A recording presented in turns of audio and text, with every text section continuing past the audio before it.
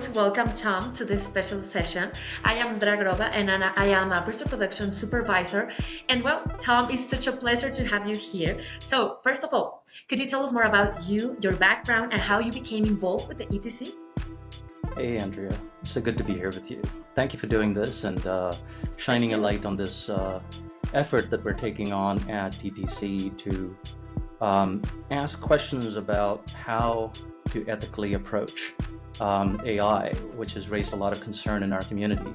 And what are the best ways in which we could look at these tools as empowering tools for artists and creators? And I've been working with Eric Weaver at ETC since 2021 on a project called Fathead, which had an interesting journey with virtual production. And what that naturally led us to was that virtual production gave us the promise of democratization, the ability to make these tools available to a lot of filmmakers, but it is still very expensive. What AI gives us hope for is, if done correctly, it could truly empower a lot of storytellers from parts of society where they've been historically marginalized or not given the tools or access to tell their stories. I know you have been working with innovation productions like Pathways and the Bends. Could you share more about these projects and more about how you're involving AI in these projects?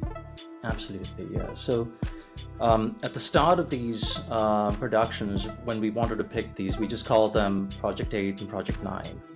And Eric, he decided that we should have Project 8 focus on a human-centered story that would be a hybridized approach to production, where we have a part of the production which we would involve some amounts of physical production, being able to work with actors, things that we're familiar with.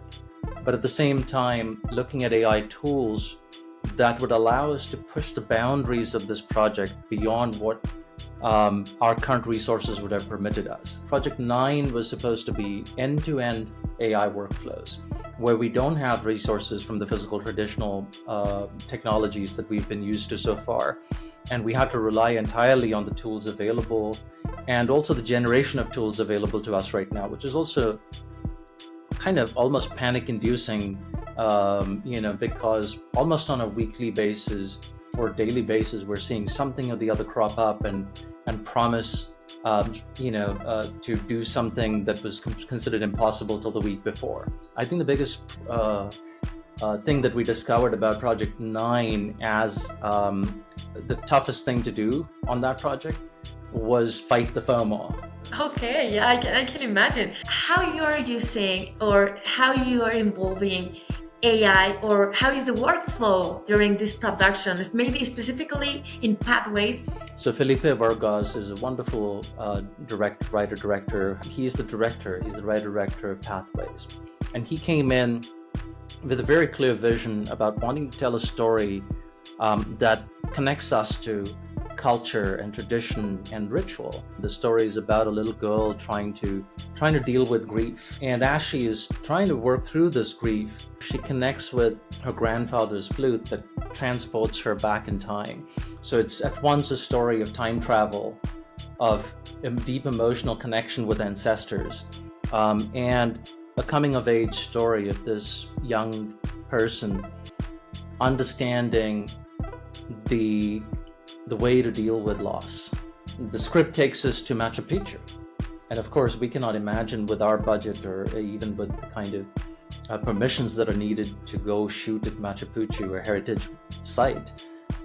So again, AI became a tool at that time to transport us to a place which was otherwise inaccessible to us. What you can say was the biggest challenge you faced by pioneering AI-driven storytelling? The biggest challenge is responding to the anxiety of artists, to deal with how we use AI in a very delicate manner, and being very authentic and respectful about what tools we embrace, what workflow we embrace, and also understanding that how this workflow brings the experts who have led the way so far into it and empowering them with these tools. Thank you very much for your time.